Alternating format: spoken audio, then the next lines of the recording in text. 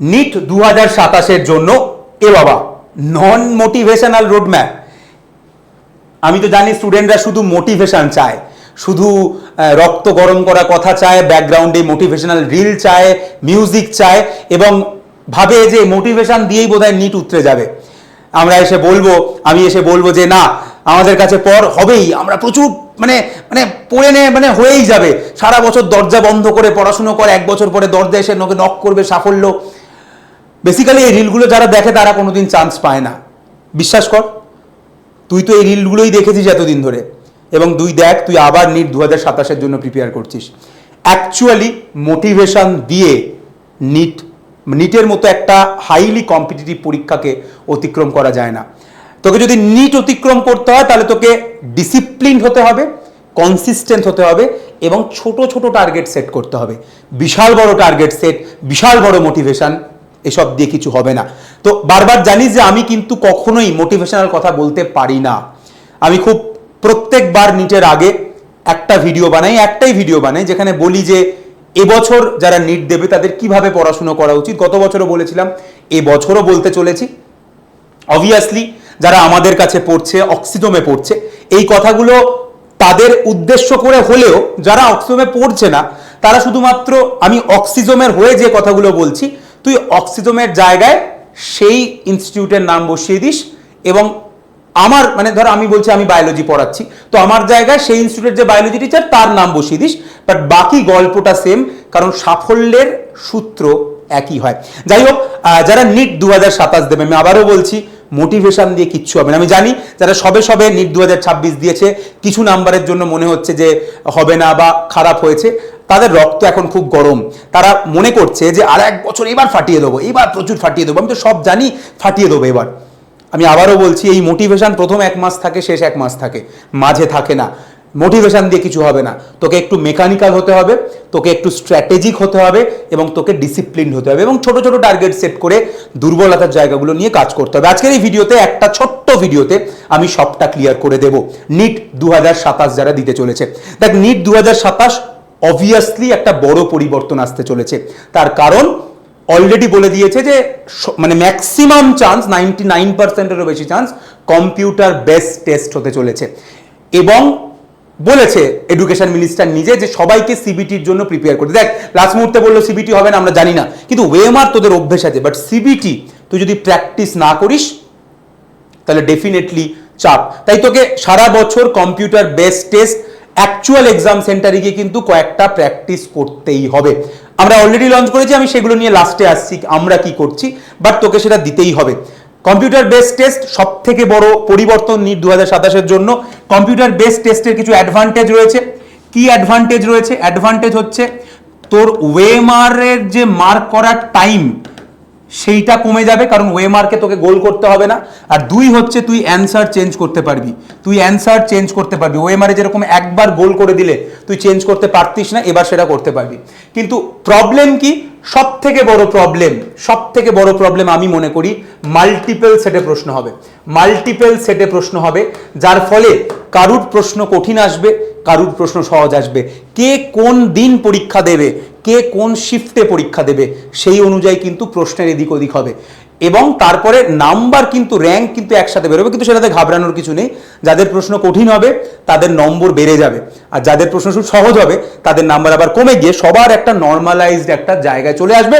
তার একটা অঙ্ক আছে, তার একটা হিসেব আছে। তোদের সেগুলো নিয়ে মাথা কামানোর কাজ নয়, তোদের কাজ হচ্ছে এমসিকিউগুলোকে করে আসা। বাট যেহেতু মাল্টিপল সেট হবে, তাই কোনো সেট কঠিন হবে, কোনো সেট সহজ হবে এবং প্রত্যেকটা সেট একরকম হবে এই বিশ্বাস করিসই না। তো এটা হচ্ছে মেজর চেঞ্জ সিবিটি, এবং আমার অ্যাডভাইস তার জন্য নন মোটিভেশনাল অ্যাডভাইস, সিবিটি তোকে প্র্যাকটিস করতেই হবে। সেটা তুই অক্সিজোমের থেকে সিবিটি নিস বা অন্য ইনস্টিটিউটের থেকে সিবিটি নিস, সিবিটি কিন্তু তোকে দিতেই হবে। তুই মাল্টিপল ইনস্টিটিউটেরও সিবিটি দিয়ে প্র্যাকটিস করতে পারিস, যেরকম লোকে আগে বিভিন্ন ইনস্টিটিউটের মক টেস্ট সিরিজ নিত, যেহেতু সবার প্রশ্ন প্র্যাকটিস করার জন্য, সেটা তুই করতে পারিস। বাট সিবিটি রিয়েল এক্সাম সেন্টারে গিয়ে দিতে হবে, যেটা আমরা অলরেডি লঞ্চ করেছি। আমাদের অফলাইন ব্যাচের সঙ্গে অবভিয়াসলি কিছু ইনক্লুডেড থাকবে, কিন্তু আমরা আলাদা করেও সিবিটি লঞ্চ করেছি রিয়েল এক্সাম সেন্টারে গিয়ে, সেটা তোরা অলরেডি জানিস। আমরা সম্ভবত একটা চেঞ্জ করছি, আমরা আগস্ট থেকে শুরু করব বলেছিলাম, বাট আমরা তার আগে সড়গড় হওয়ার জন্য একটা টেস্ট জুলাই মাসেই নেব, লাস্ট উইকে আমরা অ্যানাউন্স করে দেবো সেটা। অর্থাৎ আমরা যেটা বলেছিলাম আগস্ট থেকে শুরু হবে, আমরা জুলাই মাসেই প্রথম পরীক্ষাটা নেব এবং ওই পরীক্ষাটা অ্যাকচুয়ালি তোদের প্র্যাকটিস টেস্ট, জাস্ট গিয়ে পুরো ব্যাপারটাকে বোঝার জন্য। এবং তারপরে আগস্ট থেকে যেরকম শিডিউল তোরা পেয়েছিস, যারা অলরেডি এনরোল করেছে বা করবে তারা পেয়ে গেছে, আগস্ট থেকে যেরকম ডেটস রয়েছে সেই অনুযায়ী চলবে। বাট প্রথম পরীক্ষাটা জুলাইতে হবে, আমরা জানিয়ে দেবো যারাই সিবিটিতে এনরোল করেছে বা করবে। সেকেন্ড, সিবিটির পরে নিটে আর 3টে সাবজেক্ট হয়, বায়োলজি, ফিজিক্স, কেমিস্ট্রি। আমি আমার সাবজেক্ট দিয়ে শুরু করি, বায়োলজি। বায়োলজি আমি আশা করা যায় আমার কাছে যারা পড়ে কিংবা আমার কাছে যারা পড়ে না, শুধুমাত্র ইউটিউবে ক্লাস করে, যারা আমাকে একদম খুব পছন্দ করে ভালোবাসে কিংবা যারা একদম অপছন্দ করে, প্রত্যেকে এই লাস্ট 5-6 বছরে বুঝে গেছে, এই বিশ্বাসটা করেছে, হতে পারে আমার নোট বলে কিছু হয় না, 2-3টে শব্দ, 2-3টে লাইন, 4-5টা জিনিস, এক একটা চ্যাপ্টার আমি হয়তো কখনো 1 ঘন্টায় পড়াই, কখনো 1.5 ঘন্টায় পড়াই, আবার কখনো 4 মিনিটেও পড়াই। কিন্তু এই বিশ্বাস আশা করা যায় আমি তৈরি করতে পেরেছি। বায়োলজির 6 বছরের প্রশ্ন দেখেও তোরা বুঝেছিস, যারা এতদিন ধরে আমার কাছে পড়ছিস, পড়েছিস, দেখেছিস, যে আমি যেটুকু পড়াবো ওইটুকুও তোরা যদি পড়ে যাস এবং যদি সিলি মিস্টেক না করিস, বায়োলজিতে ফুল মার্কস পাওয়া কেউ আটকাতে পারবে না। তো আমি বায়োলজি নিয়ে ভাবছি না, আমি শুধু বলবো যে বায়োলজি আমি যেহেতু খুব অল্প টাইমে পড়াতে পারি এবং সেই জন্যই আমি দেখেছিস বারবার পড়াতে পারি, যে মানে ইনস্ট্যান্ট মানে ইন নো টাইম আমি তোকে এক্ষুনি নিউরাল কন্ট্রোল পড়িয়ে দিতে পারি। যে নিউরাল কন্ট্রোল মানে central nervous system, peripheral nervous system, central nervous system brain spinal cord, peripheral nervous সিস্টেমের মধ্যে স্কেলিটাল মাসেল সোম্যাটিক এবং বাকিটা হচ্ছে ইনভলেন্টারি অর্গান অটোনমিক। তারপরে আমি বলে দেবো বাইপোলার নিউরন রেটিনাতে দেখতে পাওয়া যায়, ইউনিপোলার নিউরন এমব্রায়োতে, আর মাল্টিপোলার নিউরন বেশিরভাগ বডিতে দেখতে পাওয়া যায়। রেস্টিং মেমব্রেন পোটেনশিয়ালের কারণ হচ্ছে সোডিয়াম পটাশিয়াম পাম্প, 3টে সোডিয়াম বেরোয়, 2টো পটাশিয়াম ঢোকে, অ্যানায়নিক প্রোটিন এবং পটাশিয়াম লিক চ্যানেল। ডিপোলারাইজেশন হয় সোডিয়াম ঢোকার জন্য, রিপোলারাইজেশন হয় পটাশিয়াম বেরিয়ে যাওয়ার জন্য, এবং এইভাবে অ্যাকশন পোটেনশিয়াল তৈরি হয়। যখন সাইন্যাপসের লাস্টে গিয়ে নিউরোট্রান্সমিটার পৌঁছায় তখন সেইটা বেরিয়ে পোস্ট সাইন্যাপটিক রিসেপ্টারে গিয়ে অ্যাটাচ হয় এবং এটা কেমিক্যাল সাইন্যাপস, যেটা আমাদের দেখতে পাওয়া যায়, লোয়ার অ্যানিমেলদের ইলেকট্রিক্যাল সাইন্যাপস দেখতে পাওয়া যায়, যেখানে 2টো নিউরন খুব কাছাকাছি থাকে এবং খুব ফাস্ট ইম্পালসটা এক নিউরন থেকে আরেক নিউরনে চলে যায়। ব্রেন স্পাইনাল কর্ডের কভারিংকে মেনিনজেস বলে, ব্রেনের সামনের পার্টকে ফোরব্রেন বলে, 2টো cerebral hemisphere connected by corpus callosum, sensory area, motor area এবং আরেকটা neither sensory nor motor association area, যেটা মেমোরি, ইন্টিগ্রেশন এবং কমিউনিকেশনে হেল্প করে। থ্যালামাস হচ্ছে সেন্সারি মোটর সিগন্যালিং এবং হাইপোথ্যালামাস হচ্ছে টেম্পারেচার কন্ট্রোল, স্যাটাইটি, থার্স্ট, এবং হাইপোথ্যালামাস, অ্যামিগডালা, হিপ্পোক্যাম্পাস দিয়ে লিম্বিক লোব তৈরি হয়, যেটা আমাদের মেমোরি, ইমোশন এই জিনিসগুলোকে কন্ট্রোল করে। মিড ব্রেনের ডরসাল সাইডে 4টে সোয়েলিং, কর্পোরা কোয়াড্রিজেমিনা, মাঝখান দিয়ে অ্যাকুইডাক্ট ক্যানাল, পন্স ইন্টারকানেক্ট করে। মেডুলার মধ্যে তোর respiratory centre, cardiovascular centre, gastric সিক্রিশনের সেন্টার থাকে এবং সেরিবেলাম কিছু এক্সট্রা নিউরনকে কমিউনিকেট করে। ব্রেন স্টেম হচ্ছে মিড ব্রেন, পন্স, মেডুলা নিয়ে এবং hind brain, pons, medulla, cerebellum নিয়ে। চ্যাপ্টার শেষ, এনসিইআরটি লাইন বাই লাইন আমি বললাম এবং আমার মনে হয় 2-3 মিনিটে বললাম। তো আমি যদি যেহেতু একটা চ্যাপ্টার তোর থেকে 2-3 মিনিটে পড়েছি, তো অবভিয়াসলি তুই বায়োলজিতে প্রচুর টাইম পাবি এবং আমি এই জিনিসটা বারবার এটা তো শুধুমাত্র লাস্টের রিভিশন করানোর জন্য বললাম, বাট কনসেপ্টের দিক থেকে, সমস্ত কিছুর দিক থেকে অবভিয়াসলি বায়োলজি নিয়ে কারুর কোনো বক্তব্য আশা করা যায় থাকবে না। যদি তোরা সিলি মিস্টেক না করিস তাহলে ফুল মার্কস বায়োলজিতে পাবি, কারণ বায়োলজি ইন নো টাইম তোর শেষ হয়ে যাবে। যেটা সব থেকে বড় নোট হয় অনেক টাইম লাগে, but biology very short, very crisp, এবং ওই 2 মিনিটেই, ওই 3 মিনিটেই, ওই 10 মিনিটে, ওই 1 ঘন্টাতেই বায়োলজি ফুল মার্কস নিয়ে কোনো চিন্তা নেই। তো বায়োলজি নিয়ে আলাদা করে কোনো কথা বলার দরকার নেই। এবার আমি আসি নেক্সট সাবজেক্টে, কেমিস্ট্রি প্রশ্ন এবছর খুব কঠিন হয়েছে, সবাই বলছিল। মুশকিলটা কি, আমরা অনলাইনে পড়াই, ফিনিক্স ব্যাচ শুরু হচ্ছে 1 তারিখ থেকে, বছরে 5,000 টাকাতে পড়াই এবং লোকে টেকেন ফর গ্রান্টেড নেয়। শুধু আমাদের অনলাইন ব্যাচ নয়, সমস্ত অনলাইন ব্যাচ যাদের রয়েছে, যারা এরকম 5-6 হাজার টাকাতে পড়ায়, তাদের সবাইকে লোকে টেকেন ফর গ্রান্টেড নয়। কেন টেকেন ফর গ্রান্টেড নয়? কারণ লোকে ক্লাস করে না কিছুদিন পরে। লোকে আমাদেরকে আগের বছর বলছিল, যখন কেমিস্ট্রি ক্লাস চলছিল, অনেকে বলতো স্যার মাথার ওপর দিয়ে বেরিয়ে যাচ্ছে, তারপরে পরীক্ষায় গিয়ে প্রশ্নও মাথার ওপর দিয়ে বেরিয়ে গেছে। তো এবার তোদের ডিসাইড করতে হবে তোদের মাথার ওপর দিয়ে কখন বেরোবে। ক্লাসে যখন মাথার ওপর দিয়ে বেরোবে তখন কি মাথাটা তুলবি, নাকি তখন মাথাটা নিচু করে রেখে দিবি, যাতে পরীক্ষার সময় প্রশ্ন দেখে প্রশ্নটা মাথার ওপর দিয়ে বেরিয়ে যায়? আমার মনে হয় প্রথম অপশনটা কর। ক্লাস আমি সবাইকে নিট ফিনিক্স 2026-এর অ্যাক্সেস দেওয়া হয়েছে, যারাই ফিনিক্স 2027-এর স্টুডেন্ট 26-এর অ্যাক্সেস দেওয়া হয়েছে। আমরা তো ওখানে কিছু করিনি, 26-এর ক্লাসগুলো দেখ গিয়ে, ভিডিও পরে দেখিস, আগে নোটগুলো দেখ, থার্মোডাইনামিক্সের নোট দেখ, থার্মোডাইনামিক্সের কী কী পড়ানো হয়েছে, কী কী ক্লাস হয়েছে, ফিজিক্যাল কেমিস্ট্রি যে কোনো চ্যাপ্টার তুলে নে। থার্মোডাইনামিক্স তোদের একটা ভয়ের চ্যাপ্টার বলে বললাম, থার্মোডাইনামিক্স এইটা নিট 2000 ফিনিক্স যেটা 26 সেটার পিডিএফে যাস, থার্মোডাইনামিক্সের কতগুলো ক্লাস হয়েছে, কতগুলো এমসিকিউ হয়েছে, কি নোট হয়েছে দেখিস গিয়ে। এবং আনফরচুনেট ব্যাপার যেটা সেটা হচ্ছে ক্লাস কেউ করতো না। অ্যাকচুয়ালি অফলাইনে যখন ক্লাস হয় না কোটা ফোটাতে, তখন কিন্তু ওরকম তুই মনে করলি আমি ক্লাস করব না, আমি যাব না, এরকম হয় না। তারা বুঝতে পারুক না পারুক ক্লাসে যায় এবং বোঝার সর্বোচ্চ চেষ্টা করে। কেন তোরা পিছিয়ে যাচ্ছিস, কেন কঠিন প্রশ্ন এলে পারছিস না? কারণ তোরা ভাবিস যে সব কিছু খুব সহজ করে পড়ানো। এটা অনলাইনে এই সমস্যাটা করেছে, বহু জায়গায় বহু কিছুতে শুধু সহজ সহজ কথা বলা হয় যাতে খুব অর্ডিনারি স্টুডেন্টদেরকে অ্যাট্রাক্ট করা যায়। কিন্তু আমি প্রথম থেকে বলি সেটা আমরা করব না। আমরা প্রথম থেকেই বলি, দেখ আমরা তো খুব এক্সট্রাঅর্ডিনারি স্টুডেন্ট এমনিই পাই না, কিন্তু এক্সট্রাঅর্ডিনারি স্টুডেন্ট না পেলেও নিট পরীক্ষাতে তো চান্স পাবে শুধু এক্সট্রাঅর্ডিনারি স্টুডেন্ট। তাহলে আমাদের তো চেষ্টাটা চালিয়ে যেতে হবে সেই লেভেলে পড়ানোর, নাকি সব অর্ডিনারি স্টুডেন্টরা মানে তাদেরকেই তো সবাই টার্গেট করে যারা এমনি কোনোদিন নিট পায় না, বছরের বছর পরে। আমি তাদের কথা ভেবে সহজভাবে পড়াবো যাতে তারা সবকিছু বুঝে যায়, ভাবে আহা কি ভালো পড়াচ্ছে, তারপরে নিটে গিয়ে একটা প্রশ্ন পাচ্ছে না। আমার তো সেটা করা কাজ নয়, আমাকে ভাই অ্যাডভান্স লেভেলে পড়াতে হবে। তুই দেখিস, আমি শুধু বলছি ফিনিক্স 26-এ থার্মোডাইনামিক্স ক্লাস দেখ, কাইনেটিক্স ক্লাস দেখ, অ্যাটমিক স্ট্রাকচার দেখ, অর্গানিক কেমিস্ট্রি দেখ, মানে ইনঅর্গানিক শুধু থিওরিটিক্যাল, বাট অর্গানিক এবং ফিজিক্যাল কেমিস্ট্রির নোটগুলো দেখ, ভিডিও দেখ, কি পড়ানো হয়েছে, কেন ক্লাস করিসনি, আমি জানতে চাই কেন ক্লাস করিসনি। এবং তুই যদি ভাবিস যে এত পরিশ্রম করার পরে, এত অ্যাডভান্স লেভেলে পড়ানোর পরে তুই ক্লাস করবি না, এবং তোর মনে হবে যে খুব কঠিন পড়ানো হচ্ছে, কঠিন ভাই, তুই যদি কঠিন জিনিসটা না পড়িস, কঠিন জিনিসটা তৈরি না করিস, তাহলে নিটে যদি কঠিন প্রশ্ন আসে ছুঁতেও পারবি না। তাই তুই কমজোরি বলে আমি তোকে চেষ্টা করব না অ্যাডভান্স তৈরি করার, নাকি তোর খুশি মতো একদম সহজ করে পড়িয়ে দেবো, একদম অ্যাডভান্স জিনিস পড়াবো না, সেটা হতে পারে না। আমি আবারও বলছি, যদি তোর মনে হয় খুব সহজ লাগছে, খুব ইজি, তাহলে তুই বুঝে যাবি তুই ভুল পথে আছিস। আমি আবারও বলছি, যারাই 27-এ ফিনিক্স ব্যাচে রয়েছে তাদের প্রত্যেককে আমরা 26-এর অ্যাক্সেস দিচ্ছি। সবাই হয়তো এখনো পায়নি, পেয়ে যাবে। 1 তারিখ থেকে ক্লাস শুরু হচ্ছে, তার আগে পেয়ে যাবে।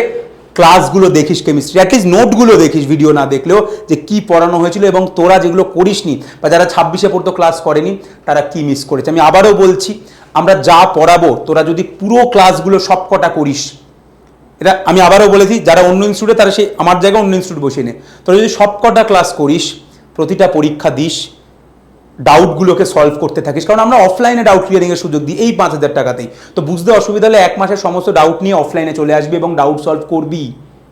তো এত কিছু সুযোগ থাকে, তো যদি তুই এগুলো করিস, সব ক্লাস করিস, পরীক্ষা দিস এবং ডাউটগুলোকে সলভ করাস, কনসেপ্টটাকে বিল্ড করাস, তাহলে তোদেরকে কেউ ছুতে পারবে না, আমি এইটুকু বলতে পারি। তো কেমিস্ট্রির জন্য আমি এইটুকুই বলবো, হাত জোর করে বলবো, ভাই 5000 টাকা দিয়ে পড়ছিস বলে এটা ভাবিস না যে তোদেরকে আমরা একদম নিজেদেরকে ভালো দেখানোর জন্যই সহজ সরল জিনিস পড়িয়ে দেবো। আমাদেরকে অ্যাডভান্স লেভেলে পড়াতে হবে, কিচ্ছু করার নেই। তোর মনে হবে মাথার ওপর দিয়ে বেরিয়ে যাচ্ছে, কিন্তু তোকে তোর মাথাটাকে তুলতে হবে, তোকে পরিশ্রম বাড়াতে হবে, অফলাইনে এসে ডাউট সলভ করতে হবে, যাতে তোরা কঠিন প্রশ্ন এলে ভালো রেজাল্ট করতে পারিস। Last but not the least, physics নিয়ে আমি যত কম বলবো তত হলো। একই সমস্যা, লোকে ক্লাস কম করে, লোকে বলে বুঝতে পারে না। এবং বুঝতে পারে না, তার থেকে আরও একটা বড় ব্যাপার, আমি শুধুমাত্র একটা ক্লাস দেখছিলাম জয়দীপ স্যার, এটাও ফিনিক্স, আমি আগের বছরের কথাই বলছি সব। ইলেকট্রোস্ট্যাটিক্সে তোর আন্দাজ আছে জয়দীপ স্যার কতগুলো অঙ্ক করিয়েছে ক্লাসে, অঙ্ক বোর্ডে, মানে আমি ডিপিপি প্র্যাকটিস শিট বাদ দে, ওগুলো তো এক্সট্রা, শুধু ক্লাসে বোর্ডে কতগুলো অঙ্ক করিয়েছে তুই জানিস? কয়েকটা অঙ্ক হয়তো তোদেরকে করতে বলেছিল, বাকি 95% অঙ্ক স্যার নিজে করেছে। সেই বোর্ডে করা অঙ্কগুলোর নাম্বার কত জানিস শুধুমাত্র একটা চ্যাপ্টার থেকে? Can you guess, can you imagine? It's more than 245, 245টার বেশি এমসিকিউ একটা সিঙ্গেল চ্যাপ্টার থেকে জয়দীপ স্যার তোদেরকে করিয়েছে। এবার তোরা কি ভাবছিস, জয়দীপ স্যার তো করিয়ে যাচ্ছে, স্যারই তো করিয়ে যাচ্ছে, আমরা তো সব বুঝে যাচ্ছি। আবার হবে না ভাই, তোকে ওই সময় মাথা খাটাতে হবে। জয়দীপ স্যার করে যাচ্ছে বলে আমরা শুধু দেখে নিচ্ছি আর বুঝে নিচ্ছি, সেভাবে চান্স পাবি না। জয়দীপ স্যার যখন বোর্ডে অঙ্কটা লিখছে, জয়দীপ স্যার করার আগেই দরকার তুই মিউট করে দে, দরকার তুই দেখিস না, প্রশ্নটা দেখেই নিজে মাথা কাটিয়ে সলভ করা শেখ। আমি আরও এগুলো নিয়ে বলবো, বাট আমি আবারও বলছি, প্যাসিভ লার্নিং, এই অনলাইন এডুকেশনে 2020 সালের পর থেকে লোকে একটা স্পুন ফিডিংয়ের ব্যাপার, যে আমি কত ভালো পড়াই, সব পড়াই, এটা একটা লোকের মধ্যে সবটা গিলিয়ে দিতে হবে। তো সেটার জন্য আমাদেরকেও 245 এমসিকিউ করার দরকারই নেই ভাই। যারা ভালো স্টুডেন্ট তারা এমনিই করবে। তো এটার জন্য যেটা হচ্ছে যে তোরা ভাবছিস যে স্যার তো সবই করিয়ে দিচ্ছে, আমি সবই দেখছি, এভাবে হবে না। জয়দীপ স্যার যদি বোর্ডে একটা অঙ্ক লেখে, তাহলে সেই অঙ্ক জয়দীপ স্যার করার আগে তোকে ভেবে ফেলতে হবে, সেই ভাবনাটা তৈরি করতে হবে। সেটা তুই যদি না করিস তাহলে মুশকিল। তাহলে আমার মোদ্দা কথা হচ্ছে যে বায়োলজিতে কোনো চিন্তা করতে হবে না, কারণ এক কথা আমি তোদেরকে এক বছরে এক একটা চ্যাপ্টার অন্তত 10 বার করে বলবো, 10 বার করে পড়াবো, কোনো চিন্তা করার দরকার নেই। কেমিস্ট্রিতে ক্লাস কর সব কটা, আগের বছরের নোটগুলোও দেখ, সেটা দেখে তুই বুঝতে পারবি কেন ক্লাস করতে হবে। কঠিন লাগতে পারে, ডিফিকাল্ট লাগতে পারে, তবে এইটা মাথায় রাখবি, যদি সহজ যদি লাগে তার মানে তুই ঠিক রাস্তাতে নেই। ফিজিক্সে জয়দীপ স্যার প্রচুর এমসিকিউ করায়, আমি বলেছি লিটারালি এবছর একটু কম করাতে, ওদেরকে বেশি করতে দিতে, ডিপিপি বাড়াতে, প্র্যাকটিস শিট বাড়াতে। কারণ একটা ছেলে মেয়ে আমরা সব করে দিচ্ছি, সে কিছু করছে না, তাতে আমাদের কি লাভ? আমাদের কি লাভ? আমরা এত কেন পরিশ্রম করি? জয়দীপ স্যার কেন একটা চ্যাপ্টারে 245 এমসিকিউ ক্লাসে করাচ্ছে? একটা চ্যাপ্টার সিঙ্গেল একটা চ্যাপ্টার থেকে কেন করাচ্ছে? তার থেকে কম করাক, ওদেরকে বেশি করে করতে দিক। কারণ আমি চাই, এখনো বলছি, সেই চান্স পাবে যার নিজের মধ্যে আগ্রহ আছে। জয়দীপ স্যার 250টা অঙ্ক করে দিল, তুই শুধু সেটা দেখে নিলি আর ভাবলি যে হয়ে গেছে, সব বুঝে গেছি। প্রশ্ন কিন্তু তার বাইরে আসবে। এটা মাধ্যমিক নয় যে মুখস্থ করব, কমন এনে দেবো, এরকম হয় না, এরকম হয় না। তোকে কনসেপ্ট বিল্ড করতে হবে, এবং তার জন্য জয়দীপ স্যার যখন ক্লাসে অঙ্ক করা যায় তার আগে তোকে সেই অঙ্কটাকে ভাবতে হবে। এইটুকুই আমি বললাম সিবিটি নিয়ে, বায়োলজি, ফিজিক্স এবং কেমিস্ট্রি নিয়ে। মোট কথা, সিবিটি তোদেরকে কোথাও না কোথাও দিতে হবে, বায়োলজি আমার ওপর ভরসা রাখ, কেমিস্ট্রি ফিজিক্সের ক্লাস কর, কেমিস্ট্রি সব ক্লাস কর, ফিজিক্সে মাথা খাটানোর চেষ্টা কর। এটুকুই আমার বলার। বাকি এই সপ্তাহে, প্রথম সপ্তাহেই তোরা বুঝে যাবি। বুধবার থেকে ক্লাস শুরু হচ্ছে অনলাইনে, এবং সম্ভবত এই সপ্তাহে একটা জুলজি, একটা বোটানি, দুটো কেমিস্ট্রি, দুটো ফিজিক্স ক্লাস হবে। তো বুঝে যাবি। আবারও বলছি, মোটিভেশন এই প্রথম 1 মাসে থেকে লাভ নেই, through out the year motivation রাখতে হবে, না হলে খুব চাপ। ঠিক আছে? আর কিছু বলার নেই, আর কিছু বলার নেই। 1 তারিখ থেকে সবার সঙ্গে অনলাইনে দেখা হবে। সিবিটি আমরা আলাদা করে লঞ্চ করেছি, শুধু বললাম সিবিটি নিয়ে যেটা বললাম, যেটা আগস্ট মাসের থেকে শিডিউল দেওয়া ছিল, তার আগে আমরা জুলাই মাসেই প্রথম পরীক্ষাটা নেব। তো যারা সিবিটিতে এনরোল করেছে বা করবে, জুলাই মাসেই তাদের প্রথম পরীক্ষা হবে। ডেট, ভেন্যু সব আমরা তাদেরকে জানিয়ে দেবো, কোনো চিন্তা করার দরকার নেই। আর 1 তারিখ থেকে ফিনিক্স অনলাইন শুরু হচ্ছে, আর 2027 অফলাইন ব্যাচ শুরু হচ্ছে 7 জুলাই থেকে। ঠিক আছে? আর আমাদের সঙ্গে যোগাযোগ করার নম্বর তোরা জানিস, দুটোই নম্বর রয়েছে, একটা 9330054553, আর একটা হচ্ছে 9123067514। ফোন বেশিরভাগ সময় পাওয়া যায় না, বিজি থাকে, তো তখন হোয়াটসঅ্যাপ করতে হয়। নিজের নাম লিখে এবং কি জানতে চাইছিস, মানে ফিনিক্স অনলাইনে ভর্তি হতে চাস, অফলাইনে ভর্তি হতে চাস, শুধু টেস্ট সিরিজ চাস, নাকি শুধুমাত্র হাই হ্যালো পাঠাতে চাস, মানে যাই হোক, এই নাম্বারে ফোন না পেলে হোয়াটসঅ্যাপ করতে হয়। এইটুকুই বলার।